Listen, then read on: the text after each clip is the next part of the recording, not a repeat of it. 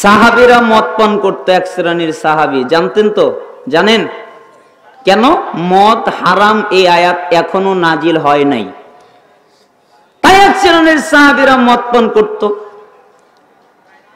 তো একদিন আয়াত নাজিল হলো, ওই দিন সাহাবীরা মদের মশক দিয়ে মদিনার অলিগলিতে ভরে ফেলেছেন। কেন? আজকে তারা মদ পান করবেন, তাই মদিনার অলিগলি ভরে গেছে। আয়াত নাজিল হলো মদ হারাম। একজন সাহাবী ছিলেন, আল্লাহ রাসূল সাল্লাল্লাহু আলাইহি সাল্লাম তাকে বললেন, সাহাবী দৌড় দিলেন, বাকি সমস্ত সাহাবীদের কাছে আসলেন। আসার পরে বললেন, সাহাবীরা, জি আজকে আয়াত নাজিল হয়েছে মদ হারাম, তোমরা মদ পান করতে পারবে না। সাহাবীরা কোনো কথা বললেন না। সাহাবীরা বললেন না আজকের দিন খাই। যেমন আপনাকে আর আমাকে যদি বলা হয় নামাজ পড়েন, আপনি বলবেন আগামীকাল পড়ব। আপনাকে যদি বলে বিড়ি, সিগারেট, জর্দা এগুলো খাওয়া বন্ধ করেন, আপনি বলবেন আগামীকাল করব। আপনাকে যদি বলা হয় সুদ বন্ধ করেন, আপনি বলবেন এটা আছে, এটা দিয়ে আমি বন্ধ করে দিব, আগামীকাল বন্ধ করব। আপনাকে যত নিষেধাজ্ঞা করা হয় সমস্ত জায়গায় আপনি আগামীকাল শব্দ ইউজ করেন। অথচ ইমাম ইবনুল জাওজি রাহিমাহুল্লাহ বলেছেন, আগামীকাল শব্দ হলো শয়তানের ধোঁকা। শয়তান যতভাবে ধোঁকা দেয় তার একটা ধোঁকা হলো আগামীকাল। কেন? আগামীকাল আর জীবনে কোনোদিন আসবে না, তাই না? আজকে বলবেন আগামীকাল, আগামীকালকে গিয়ে বলবেন আগামীকাল, পরশু গিয়ে বলবেন আগামীকাল, 10 বছর পরে গিয়ে বলবেন আগামীকাল। একজন সালাফ বলেন, আমি আগামীকাল এই শব্দ বলতে বলতে 40 বছর হয়ে গেছে, আমার আগামীকাল আসেনি। যখন আমি বলেছি আল-ইয়াউম, আজকের দিন, সেই দিন আমি কাজ করতে পেরেছি, আগামীকাল দিয়ে আমার কোনো কাজ হয়নি। তো সাহাবীরা আর বললেন না আগামীকাল। সাহাবীরা কি করলেন? হাতে একটা লাঠি নিলেন, লাঠি নিয়ে সমস্ত মদের মশগুলো ভেঙে ফেললেন। মদগুলো পড়ে গেল। আরেক বর্ণনায় এসেছে পাত্রগুলো উল্টিয়ে দিলেন, মদগুলো ফেলে দিলেন, এরপরে পাত্রটা ভেঙে ফেললেন। একজন সাহাবী বর্ণনা করছেন, মনে হলো ওই দিন মদিনায় অলিগলিতে মদের নদী প্রবাহিত হচ্ছে। এর নাম ঈমানদার, আর এরা হচ্ছে আনুগত্যশীল। আল্লাহ সুবহানাহু ওয়া তাআলা মুহাম্মদ সাল্লাল্লাহু আলাইহি সাল্লামের কাছে জিবরাইল আমিনকে পাঠালেন। তিনি সালাত আদায় করছিলেন। জিবরাইল আমিন আসলেন, হে আল্লাহর নবী, জি আপনার জুতাটা খুলে ফেলেন। কেন? আপনার জুতায় ময়লা, ময়লাওয়ালা জুতা পরে সালাত হয় না, আপনি জুতাটা খুলে ফেলেন।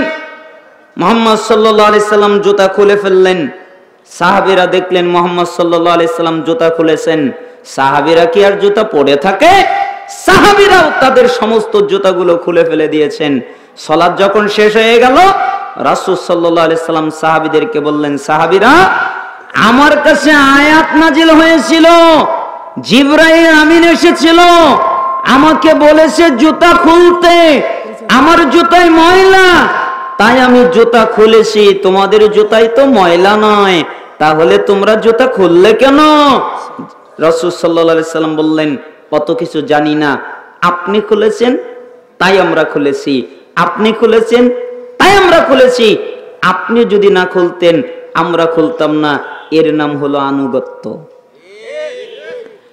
আল্লাহ তাআলা বলেন, ইয়া আইয়ুহাল্লাযীনা আমানু, হে ঈমানদারগণ, আতিউল্লাহ, আল্লাহর আনুগত্য করো, ওয়াতিউর রাসূল, এবং তার রাসূলের আনুগত্য করো, ওয়ালা তুবতিলু আমালাকুম, এমনটা না করে তোমাদের আমল বাতিল করো না।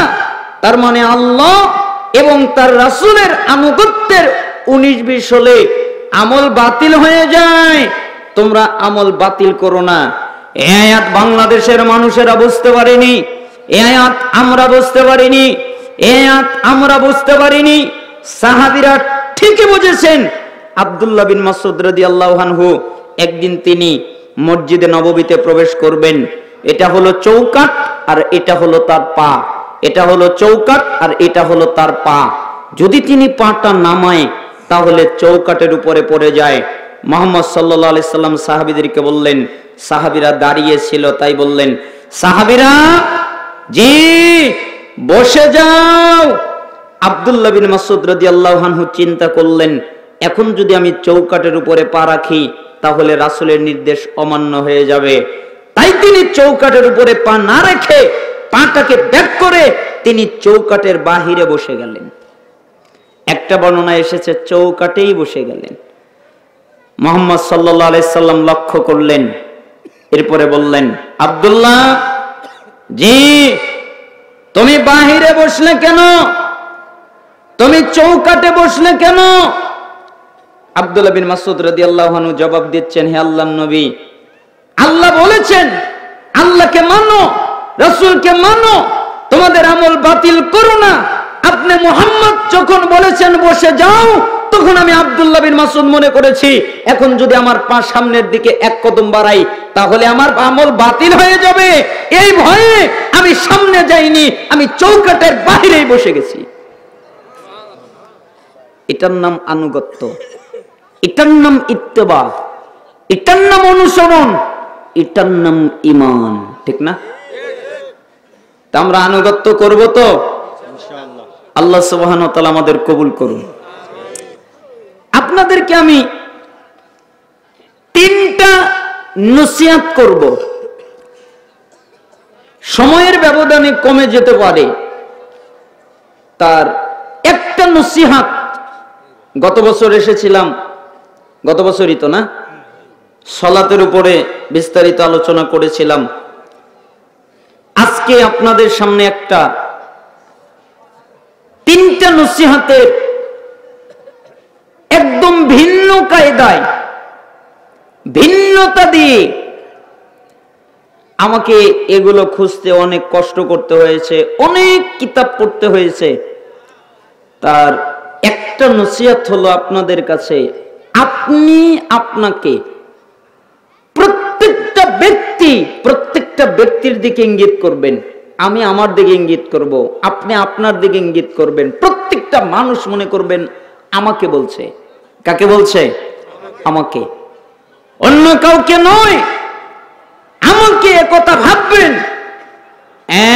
এক, আপনি আপনাকে নিরাপদ মনে করবেন না। কি মনে করবেন না? নিরাপদ। বুঝেছেন তাই না? নিরাপদ মানে কি জানেন?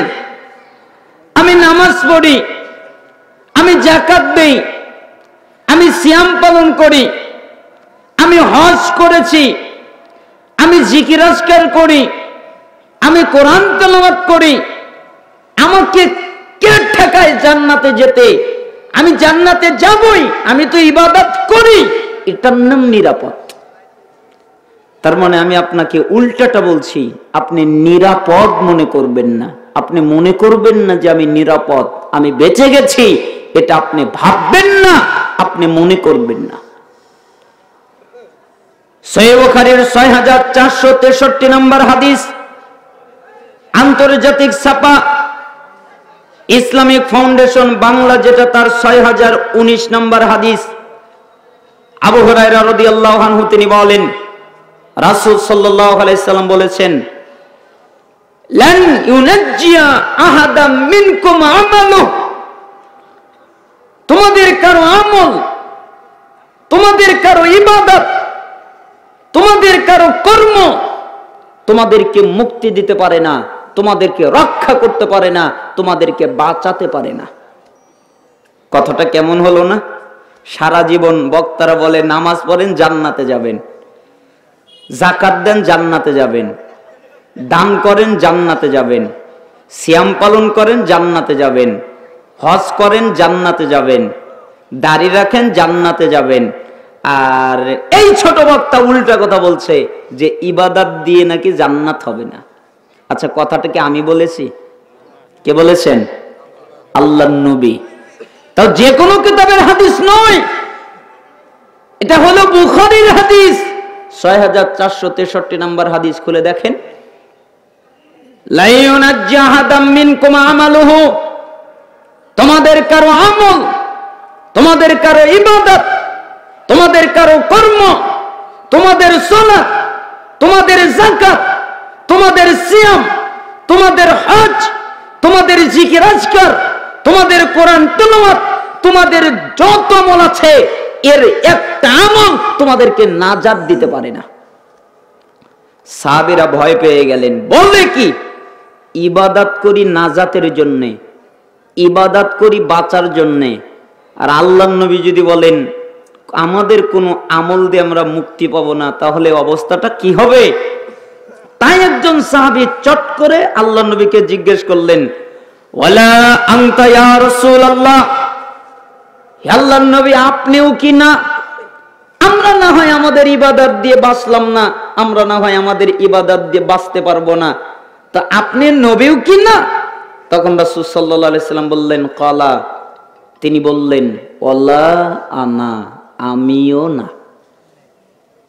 বলেন তো এবার বাক্যটা কি হয়ে গেল? আল্লাহ নবী সাল্লাল্লাহু আলাইহি সাল্লাম কি বললেন? আমিও না। সাহাবীদের ভিতরে ভয় বিরাজ করছিল। ব্যাখ্যায় এসেছে, কোন বর্ণনায় টিকাকার ব্যাখ্যাকার তারা ব্যাখ্যা করেছেন সাহাবীরা ভয়ে আতঙ্কিত হয়েছিল, কারো কারো চোখ দিয়ে পানি গড়িয়ে পড়ছিল। তাই আল্লাহ নবী সাল্লাল্লাহু আলাইহি সাল্লাম সাহাবীদেরকে বললেন, সাহাবীরা জি শোনো, ইল্লা আন ইয়াতাগাম্মাদানি আল্লাহু বিরহমাতিন, আল্লাহ তাআলা আমাকে তার রহমত দ্বারা আবৃত করে রেখেছেন, আমি আল্লাহর রহমতের কারণে মুক্তি পেয়ে যাব। বলেন তো আল্লাহর নবী কি দিয়ে মুক্তি পাবে? রহমত। ঠুকুর ঠুকুর করে সালাত আদায় করেন, মুরগি যেরকম দানা নেয় কটকট করে, আপনার সালাতটা ওই রকম। ইমাম ইবনে তাইমিয়া রাহিমাহুল্লাহ তিনি চমৎকার ভাবে বলেছিলেন, যেই সালাত তোমাকে দুনিয়ায় রক্ষা করতে পারে না, যেই সালাত তোমাকে দুনিয়ায় বাঁচাতে পারে না, সেই সালাত তোমাকে আখিরাতে বাঁচাতে পারবে না। যেই সালাত তোমাকে দুনিয়ায় পাপ থেকে, অশ্লীলতা থেকে, গুনাহ থেকে, জিনা থেকে, আরো যত পাপ আছে এই পাপ থেকে, সুদ থেকে, ঘুষ থেকে যেই সালাত তোমাদের বাঁচাতে পারে না, মনে রেখো ওই সালাত তোমাদেরকে আল্লাহর আযাব থেকেও বাঁচাতে পারবে না। ইন্নাস সালাতা তানহা আনিল ফাহশাই ওয়াল মুনকার, নিশ্চয়ই সালাত মানুষকে যাবতীয় অপকর্ম থেকে বাঁচায়। ঠিক না? এই আয়াতকে আমার বানানো না, আল্লাহ বলেছেন।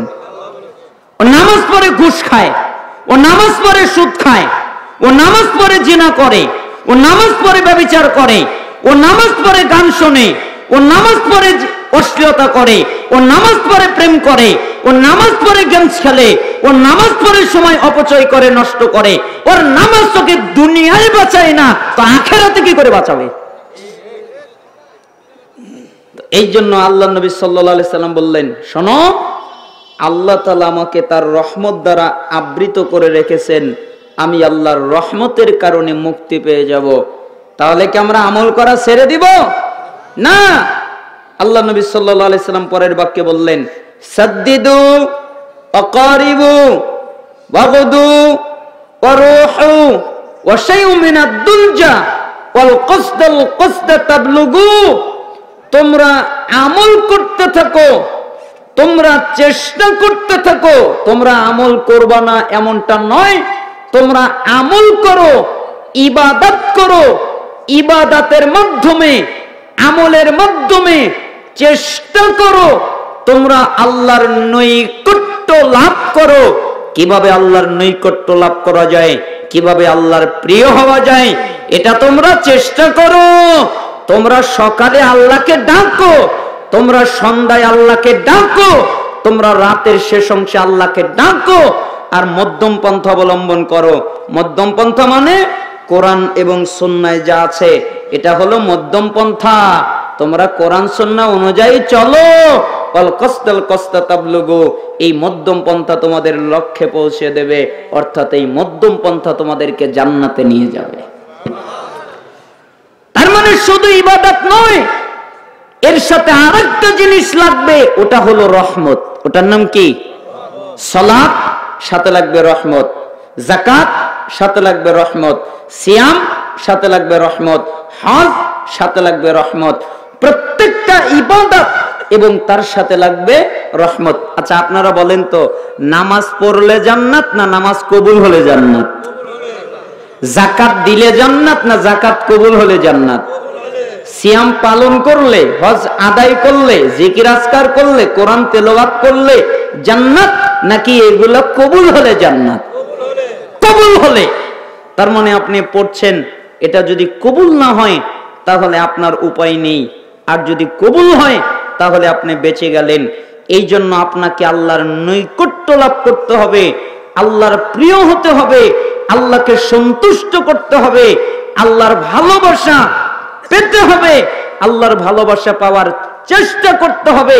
তাহলে আপনি আল্লাহর রহমত পাবেন, আর আপনার ইবাদত আর আল্লাহর রহমত, এই দুইটার কারণে আপনি জান্নাতে চলে যাবেন। জনক সালাফ বলেন, ওয়াল আখিরাতু ইম্মা ফুল্লাহ আওয়ান নার। তোমরা কি জানো আখিরাত কি? আখিরাত হলো ক্ষমার জায়গা। আল্লাহ তাআলা আখিরাতে ক্ষমা করে দিবেন। যাও, আমি তোমাকে ক্ষমা করে দিলাম, যাও আমি তোমাকে মাফ করে দিলাম, যাও আমি তোমাদেরকে ক্ষমা করে দিলাম। এটার নাম আখিরাত। আল্লাহ যদি আখিরাতে ক্ষমা করে দেয় তাহলে বেঁচে গেলে, আল্লাহ যদি আখিরাতে ক্ষমা না করে তাহলে জাহান্নাম। হয় ক্ষমা নতুবা জাহান্নাম। এখানে একটা গুণ আছে, ওই গুণের নাম হচ্ছে ক্ষমা। ওই গুণের নাম কি? ক্ষমাটাও কিন্তু ইবাদত। ক্ষমাটা কি? ইবাদত। সালাত একটা ইবাদত, যাকাত একটা ইবাদত, সিয়াম একটা ইবাদত, হজ একটা ইবাদত, ঠিক ক্ষমা এটাও একটা ইবাদত। এই গুণটা আল্লাহর আছে, আল্লাহ তাআলা বান্দাদের ক্ষমা করে দিবেন। এই গুণটা আল্লাহর নবীর আছে। তায়েফের ময়দানে যখন তিনি গেলেন, তখন তায়েফবাসীরা তাকে পাথর মেরে রক্তাক্ত করে ফেলল। জিবরাইল আমিন মুহাম্মদ সাল্লাল্লাহু আলাইহি সাল্লামকে নিয়ে পাহাড়ের উপরে উঠলেন। এরপরে জিবরাইল আমিন বললেন, হে আল্লাহর নবী, জি আপনি অনুমতি দেন। কিসের অনুমতি?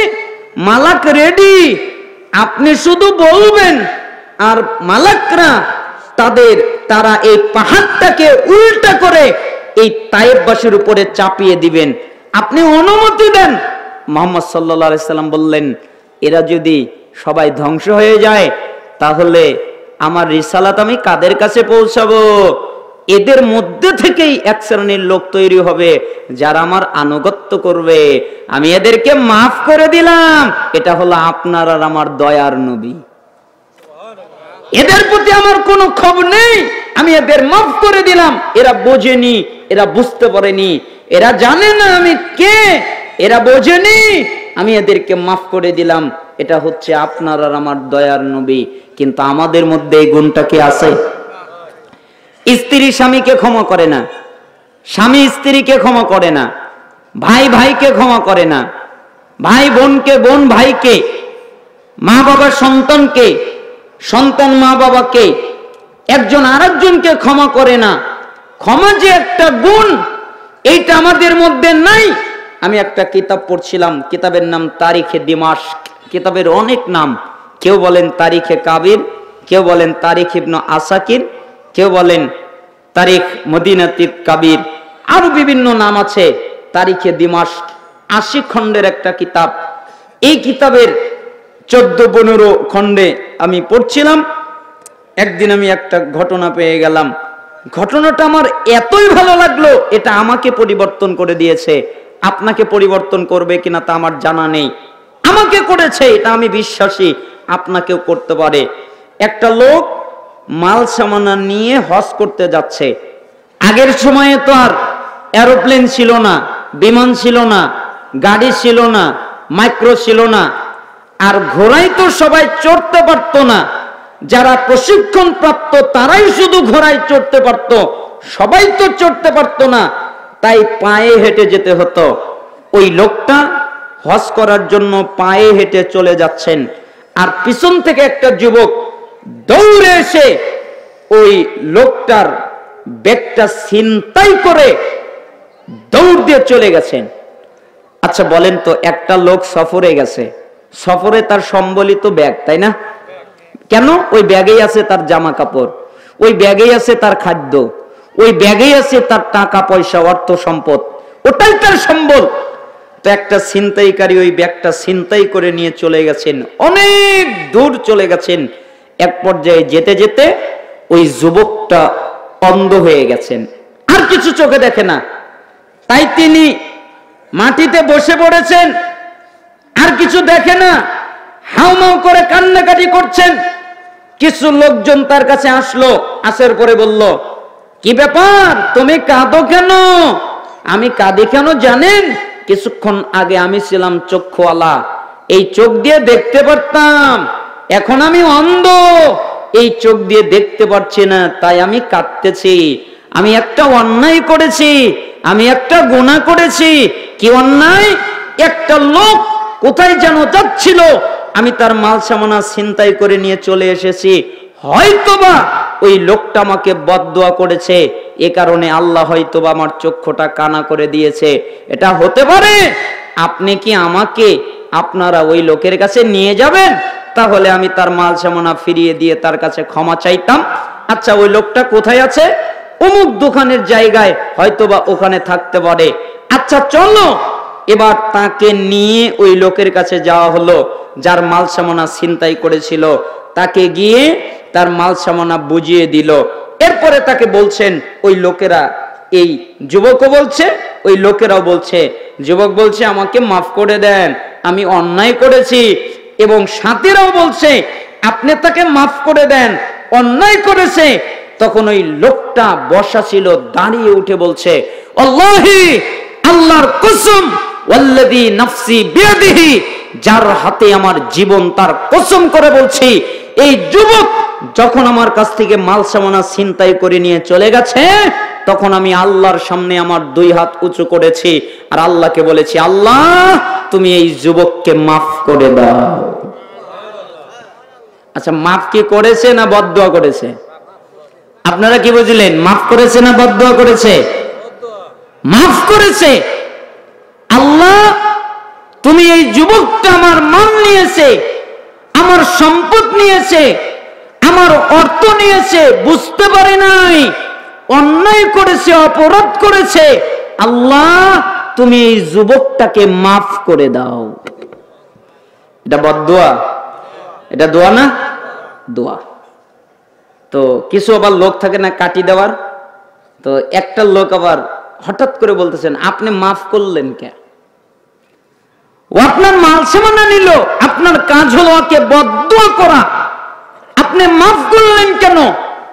তখন ওই লোকটা বলতেছে, শোনো, আমি মুহাম্মদ সাল্লাল্লাহু আলাইহি সাল্লামকে বলতে শুনেছি, কেউ যদি দুনিয়ায় কাউকে মাফ করে দেয়, তাহলে আল্লাহ আখিরাতে তাকে মাফ করে দেয়। আমার মনে হয়েছে এই যুবকের প্রতি আমার জিদ আসতে পারে, আমার গুসা আসতে পারে, আমার ঘৃণা আসতে পারে, তার প্রতি বদদুয়া আসতে পারে, এই জন্য আমি তাকে আগেই মাফ করে দিয়েছি, যেন আল্লাহ আমাকে মাফ করে দেয়। হতে পারে এই ওসিলায় আল্লাহ আমাকে মাফ করে দিবে, আল্লাহ আমাকে ক্ষমা করে দিবে, আল্লাহ আমাকে জান্নাতে প্রবেশ করাবে। শোনো, আমার আরেকটা কথা মনে পড়ে গেছে। আল্লাহ নবী সাল্লাল্লাহু আলাইহি সাল্লাম বলেছেন, আমি মুহাম্মদ প্রথমে জান্নাতে পা রাখবো, আমার আগে কেউ জান্নাতে পা রাখবে না, আমি প্রথম জান্নাতে পা রাখবো, আমি মুহাম্মদ প্রথমে জান্নাতে ঢুকবো, আমার আগে কেউ জান্নাতে ঢুকবে না। আর শোনো, আমি মুহাম্মদ ততক্ষণ পর্যন্ত জান্নাতে যাব না, আমার উম্মতের বিচার যতক্ষণ পর্যন্ত শেষ না হবে। আগে আমার উম্মতের বিচার হবে, তারপরে আমি জান্নাতে যাব, এর আগে আমি জান্নাতে যাব না। তখন আমার মনে হয়েছে আমার আর এই যুবকের বিচার হবে, এই যুবক আমার মাল সামানা ছিনতাই করে নিয়ে গেছে, তার কি বিচার হবে না? তার বিচার হবে। আল্লাহ আমাকে আর তাকে অপেক্ষা করাবেন, আমাদের দুজনের মধ্যে বিচার হবে। আমাদের বিচারের জন্য সময় লাগবে, এই সময় আল্লাহর নবীর জান্নাতে যেতে দেরি হবে। তাই আমি এই যুবককে মাফ করে দিয়েছি, আমার আর এই যুবকের বিচারও হবে না, আল্লাহর নবীর জান্নাতে যেতেও দেরি হবে না। আপনি কি বুঝবেন আনুগত্য? আপনি কি বুঝবেন ইত্তেবা? আপনি কি বুঝবেন নবীর ইশক, নবীর প্রেম, নবীর প্রতি ভালোবাসা? আপনি কি বুঝবেন আমার জন্য আমার নবীর জান্নাতে যেতে দেরি হবে? যা, আমি ওকে মাফি করে দিলাম, আমার আর ওর বিচারও হবে না, আল্লাহর নবীর জান্নাতে যেতে আমার জন্য দেরিও হবে না। কথা কি আপনারা বুঝতে পেরেছেন? এটা কিসের গুণ? ক্ষমার গুণ। তার মানে আপনি আর একজনকে ক্ষমা করবেন। এই ঘটনা পড়ার পর থেকে আল্লাহে আল্লাহর কসম, আমি আর কারো প্রতি বিদ্বেষ রাখি না। কিছুদিন আগে কত কিছু চললো, আমাকে কতজন গালি দিল, আমাকে কতজন কত কিছু বলল, আমার কতজন আমার বিরুদ্ধে গেল। আমি শুধু আল্লাহকে বলেছি, আল্লাহ এরা বুঝতে পারে নাই, তুমি এদেরকে মাফ করে দাও। আমার কথা এরা বুঝতে পারেনি, আমি যে অ্যাঙ্গেল থেকে কথা বলেছি এইটা বোঝার চেষ্টা করেনি, তারা নিজেদের মতো বুঝেছে, আমার দৃষ্টিকোণ থেকে বোঝেনি। আল্লাহ আমার নামে বদনাম করছে, আমার মানহানি করছে, আমার সম্মানহানি করছে, আমাকে বয়কট করছে, আমাকে মিম্বর থেকে নামানোর কথা বলছে। আল্লাহ আমি তো এদের বিরুদ্ধে গাল দিতে পারি না, এই ঘটনাটা আমি পড়েছি, আল্লাহ তুমি এদেরকে মাফ করে দাও। হতে পারে আল্লাহ এই কারণে আমাকে মাফ করে দিতে পারেন, ঠিক না? তাহলে আপনার মধ্যে আর আমার মধ্যে একটা গুণ থাকতে হবে। ওই গুণটা কি গুণ? ক্ষমার গুণ। বলছিলাম নিজেকে নিরাপদ মনে করবেন না। বাইহাকির শুআবুল ঈমান 6930 নম্বর হাদিস, আব্দুল্লাহ বিন আউন রাহিমাহুল্লাহ বলেন, লা তাসিক বিকাসরাতিল আমাল ফাইন্নাকা লা তাদরি লা তুকবালু মিনকা আমলা। হে দুনিয়ার মানুষ, তোমরা নিজেকে নিরাপদ মনে করো না। তোমরা মনে করো না আমি নিরাপদ, তোমরা মনে করো না আমি বেঁচে গেছি, এটা তোমরা মনে করো না। তোমরা নিজেকে নিরাপদ মনে করো না। কেন জানো? তুমি যে ইবাদত করেছো, তুমি যে আমল করেছো, তুমি যে কর্ম করেছো, এটা কবুল হয়েছে নাকি হয় নাই এটা তোমাদের জানা নাই, ঠিক না? আচ্ছা, আপনি যে ইবাদত করলেন, আপনি যে সালাত আদায় করলেন, আপনি যে সিয়াম পালন করলেন, আপনি যে হজ করলেন, এটা কবুল হয়েছে এটা আপনি জানেন? কারো জানা আছে? ইশারের নামাজ আজকে সবাই তো পড়েছেন, তাই না? এই ইশারের নামাজটা কার কবুল হয়েছে বলতে পারবেন? তাহলে আমরা যে ইবাদত করেছি এটা কবুল হয়েছে কিনা এটা আমাদের জানা নেই। ওয়ালা তামান যুনুবাক ফাইন্নাকা লা তাদরি লা তুকবালু মিনকা আমলা ওয়ালা তামান যুনুবাক ফাইন্নাকা লা তাদরি হাল কুফিরাত আনকা আমলা। অতএব তোমরা নিজেদের পাপের ব্যাপারে নিরাপদ বোধ করো না। তোমরা মনে করো না আমি নিরাপদ। তোমরা পাপ করেছো, তোমরা অন্যায় করেছো, তোমরা অপরাধ করেছো, তোমরা জুলুম করেছো, আর আল্লাহকে বলেছো আল্লাহ আমাকে মাফ করে দাও, আল্লাহ আমাকে ক্ষমা করে দাও। আল্লাহ তোমাকে মাফ করেছে কিনা, আল্লাহ তোমাকে ক্ষমা করেছে কিনা এটাও তোমার জানা নাই, ঠিক না? আপনি যে সারা জীবন আল্লাহকে বললেন আল্লাহ আমাকে মাফ করে দেন, আল্লাহ আপনাকে মাফ করেছেন এটা আপনি জানেন? আপনি সারা জীবন যত ইবাদত করলেন আল্লাহ আপনার সমস্ত ইবাদত কবুল করেছেন এটা আপনি জানেন? এটাও জানেন না, ওটাও জানেন না। তাহলে আপনি আপনাকে নিরাপদ মনে করেন কি করে? ইন্না আমালাকা আনকা মুগাইয়াবুন মা তাদরি মাল্লাহু সানিউন ফি আয়াজালুহু ফি সিজ্জিন আমি আজালুহু ফি ইল্লিয়িন। শোনো, আল্লাহ তাআলা তোমাদের আমল, তোমাদের কর্ম, তোমাদের ইবাদত তোমাদের কাছ থেকে গোপন রেখেছেন। আল্লাহ তাআলা তোমাদের সাথে কি আচরণ করবেন এটা তোমাদের জানা নাই। তিনি কি তোমাদেরকে ইল্লিন জান্নাত দেবেন নাকি তোমাদেরকে সিজ্জিন জাহান্নাম দেবেন এটা তোমাদের জানা নাই, অতএব তোমরা নিজেকে নিরাপদ মনে করো না। একজন সালাফ আরেকজন সালাফের বাড়ির পাশ দিয়ে হেঁটে যাচ্ছিল। এই ঘটনাটা তারিখে দিমাশকে এসেছে। তিনি কান্নার শব্দ শুনতে পেলেন। বাড়ির মধ্যে থেকে হাউমাউ করে কান্নার শব্দ আসছে। তাই তিনি বাড়িতে প্রবেশ করলেন। দরজার কাছে গিয়ে সালাম করলেন। দরজাটায় হাত লাগাতেই দরজাটা খুলে গেল। দরজাটা খোলাই ছিল।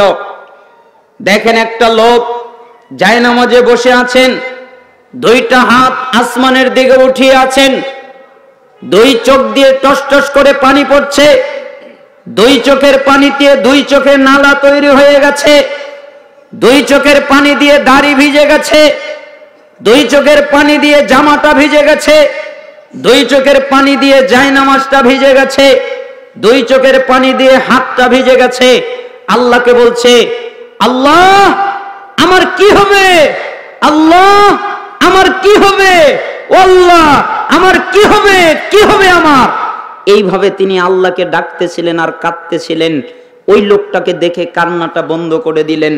ওই লোকটা তাকে জিজ্ঞেস করলো, কি ব্যাপার, আপনি এত হাউমাউ করে কাঁদেন কেন, আপনার কি হয়েছে? আর বাক্য একটাই বলছেন, আমার কি হবে, আমার কি হবে, কারণটা কি? তখন ওই লোকটা বলছেন, আমি কাঁদি কেন জানো, আখেরাত আমার কাছ থেকে গোপন তো, তাই আমি কাঁদি।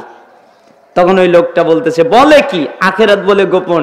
আরে জান্নাত কেমন কোরআনে আছে হাদিসে আছে, জাহান্নাম কেমন কোরআনে আছে হাদিসে আছে, কবর কেমন হাদিসে আছে, কবরের আযাব কেমন হাদিসে আছে, কবরে প্রশ্ন করবে কারা হাদিসে আছে, কোরআনে আছে, কবরের কথা আছে, জান্নাতের কথা আছে, জাহান্নামের কথা আছে, পরকালের কথা আছে। আর এই লোকটা বলছে আখেরাত নাকি গোপন, এটা হতে পারে?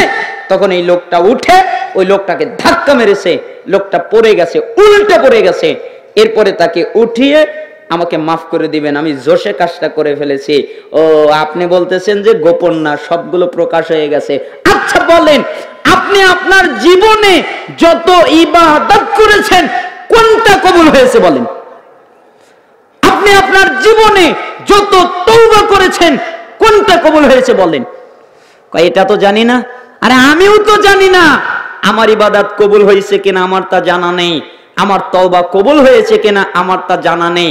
তাই আমি আল্লাহকে বলছি, আল্লাহ আমার কি হবে, আমার কি হবে, কারণ আমার ইবাদত কবুল হয়েছে কিনা এটাও আমি জানি না, আমার তওবা কবুল হয়েছে কিনা এটাও আমি জানি না। তাই আল্লাহকে বলছি, আল্লাহ আমার কি হবে। তার মানে কাঁদতে হবে, তাই না? নিজেকে নিরাপদ বোধ করা যাবে না। আর আরেকটা কাজ, সেটা হলো কাঁদতে হবে। কি করতে হবে? কান্দাটা ইবাদত না? যতগুলো ইবাদত আছে এর মধ্যে একটা জরুরি ইবাদত হচ্ছে কান্নাকাটি করা। এটাও একটা ইবাদত। জাহান্নামের আগুনকে যত আমলের মাধ্যমে আপনি নিভাতে পারবেন, তার চাইতে দ্রুতভাবে আপনার চোখের এক ফোঁটা পানি দিয়ে আপনি জাহান্নামের আগুনকে যত তাড়াতাড়ি নিভাতে পারবেন, অন্য কোন আমলের মাধ্যমে তত তাড়াতাড়ি নিভাতে পারবেন না। অতএব আপনি কাঁদেন। মুআয ইবনুল জাবাল রাদিয়াল্লাহু আনহু লাম্মা আন হাদারাতুল মাউত বাকা, একদিন তিনি অনেক কান্নাকাটি করছিলেন, হাউ মাউ করে কান্নাকাটি করছিলেন, চিৎকার করে কান্নাকাটি করছিলেন। কিছু সাহাবী ফাকালা লাহু, তারা এসে তাকে জিজ্ঞেস করলেন, মা ইবুকিকা, কি ব্যাপার, আপনি কাঁদেন কেন, আপনার কান্নার কারণ কি, আপনি কি কারণে কাঁদেন, আপনি কিসের জন্য কাঁদেন, আপনার কান্নার হাকিকত কি, আপনার কান্নার মর্মটা কি?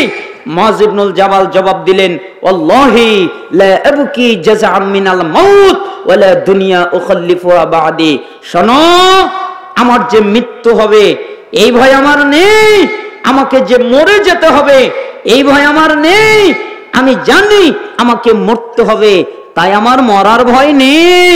আমাকে যে সব ছেড়ে যেতে হবে, আমার স্ত্রী ছাড়তে হবে, আমার সন্তান ছাড়তে হবে, আমার পরিবার পরিজন ছাড়তে হবে, আমার বাড়ি ছাড়তে হবে, আমার বাহন ছাড়তে হবে, আমার জায়গা ছাড়তে হবে, আমার সম্পত্তি ছাড়তে হবে, আমাকে সবকিছু ছেড়ে যেতে হবে, এই ভয় আমার মধ্যে নেই। আমাকে যে মরতে হবে, মরার ভয় আমার মধ্যে নেই। আমাকে যে সব ছাড়তে হবে, এই ভয় আমার মধ্যে নেই। তে আপনি কাঁদেন কেন? আমি কাঁদি কেন জানো? ওয়ালাকিন্নী সামিয়তু রাসূলুল্লাহ সাল্লাল্লাহু আলাইহি ওয়াসাল্লাম ইয়াকুল, আমি আল্লাহর নবীকে বলতে শুনেছি, আল্লাহর নবী বলেছেন, ইন্নামা হুমা কবদাতান ফাকবদাতুন ফিন্নার ওয়া কবদাতুন ফিল জান্নাহ। আদম সন্তানের যত রূহ আছে আল্লাহর দুই মুষ্টিতে ভাগ করা আছে, একটা যাবে জান্নাতে, একটা যাবে জাহান্নামে। আদম সন্তানের রূহ যত আছে, আদম আলাইহিস সালাম থেকে নিয়ে যত রূহ আমাদের পূর্বে চলে গেছে, যত রূহ বর্তমানে পৃথিবীতে আছে, যত রূহ পরবর্তী প্রজন্মতে আসবে, সমস্ত রূহ আল্লাহর দুই মুষ্টিতে ভাগ করা আছে, একটা যাবে জান্নাতে, একটা যাবে জাহান্নামে। ওয়ালা আদরি ফি আইয়িল কবদাতাইনি আকুনু, আমি মুআজ ইবনুল জাবালের জানা নাই আমি জান্নাতেরটাই না জাহান্নামেরটাই। আমি মুআজের জানা নেই আমি জান্নাতেরটাই না জাহান্নামেরটাই। আমার জানা নেই আমি জান্নাতেরটাই না জাহান্নামেরটাই, তাই আমি কাঁদছি। আচ্ছা, মুআজ ইবনুল জাবাল জানে না তার রূহ জান্নাতে না জাহান্নামে, তা আপনি জানেন? মুআজ ইবনুল জাবাল কাঁদে। মাজমাউজ জাওয়ায়েদের 11785 নম্বর হাদিস এটা, সহিহুল জামের 2376 নম্বর হাদিস এটা, আলবানী রাহিমাহুল্লাহ সহিহ বলেছেন। তার মানে মুআজ ইবনুল জাবাল কাঁদেন, কিন্তু আপনি আর আমি কাঁদি না। আচ্ছা, আপনারা পাহাড় চেনেন? পাহাড় চেনেন? পাহাড়ে সফর করেছেন কে কে? হাত উঁচু করেন। কে কে ঝর্ণাওয়ালা পাহাড়ে গেছেন? মাশাআল্লাহ, অনেক লোক আছেন, হাত নামান। ঝর্ণাওয়ালা পাহাড়ে গেলে ভালো লাগে না? মজা লাগে, আনন্দ লাগে। কত সুন্দর পাহাড়ের দৃশ্য, আবার পাহাড়ের মধ্যে থেকে ঝর্ণা নেমে আসে, কত মজা। আমারও কিন্তু মজা লাগে। গোসল করি, লাফালাফি করি, এগুলোই তো আমরা করি, তাই না?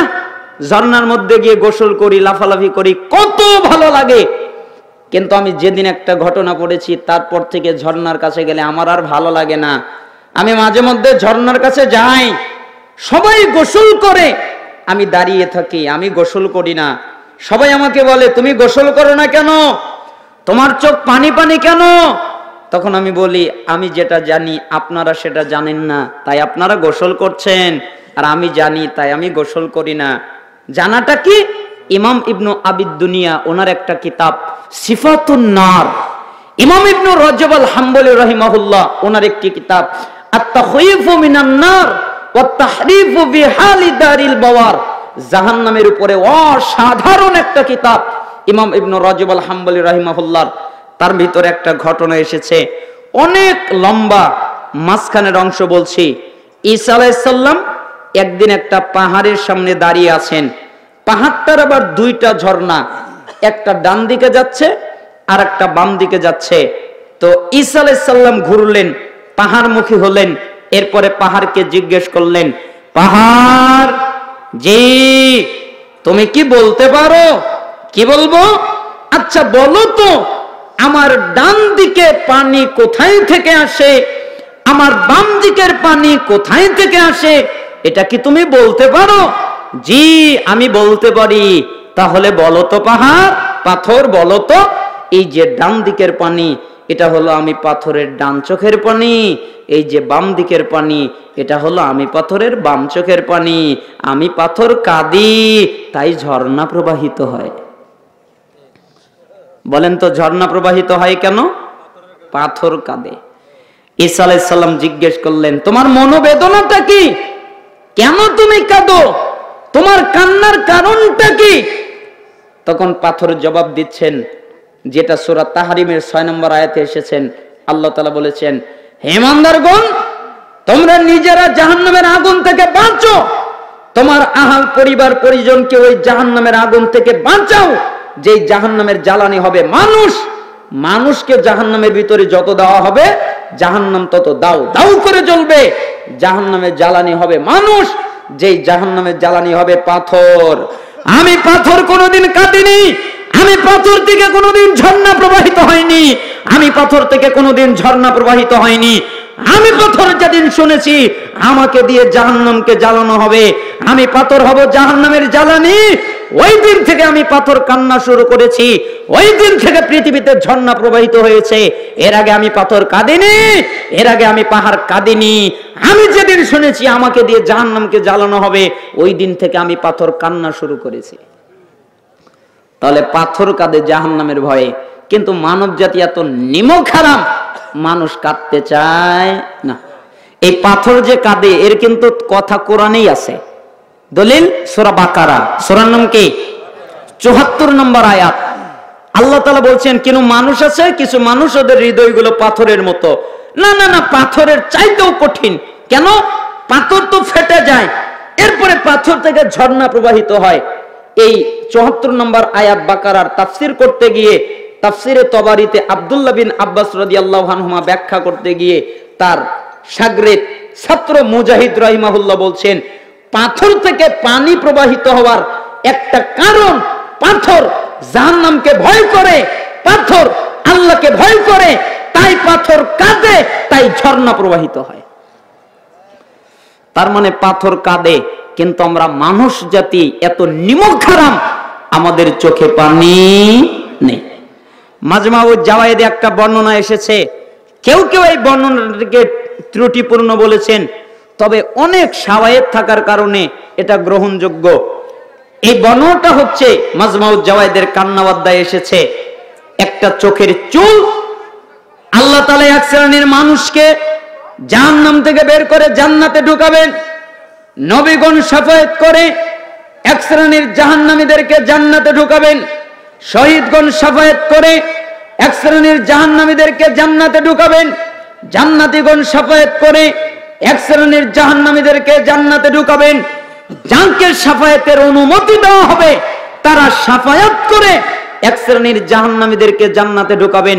তখন আপনার আর আমার চোখের একটা